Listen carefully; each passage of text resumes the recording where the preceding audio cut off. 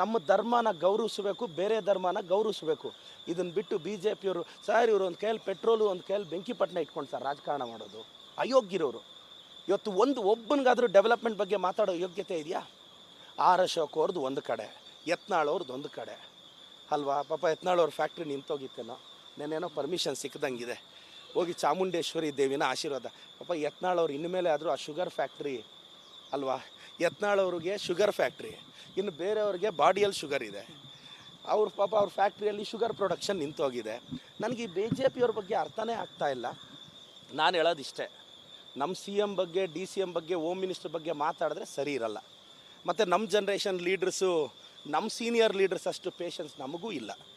ನನಗನ್ನಿಸ್ತು sir, ಪಾಪ ನೋಡಿ ಒಂದು ಹೋಮ್ ಮಿನಿಸ್ಟ್ರ್ ಹಿಂಗೆ ಬೈತಾ ಇದ್ದಾರೆ, ನಮ್ಗೆ ನೋವಾಯಿತು, ನಮ್ಮ ಸಾಹೇಬ್ರು ಯಾಕೆ ಇವನು ಎತ್ತೊಳಕಾಕ್ಬಿಡಲಿಲ್ಲ ಅಂತ ನನಗನ್ನಿಸ್ತು. ಪ್ರತಾಪ್ ಸಿಂಹ ಯೋಚನೆ ಮಾಡ್ದಂಗೆ ರಾಜಕಾರಣ ಇರಲ್ಲ, ನಾನು ಯೋಚನೆ ಮಾಡ್ದಂಗೂ ರಾಜಕಾರಣ ಇರಲ್ಲ.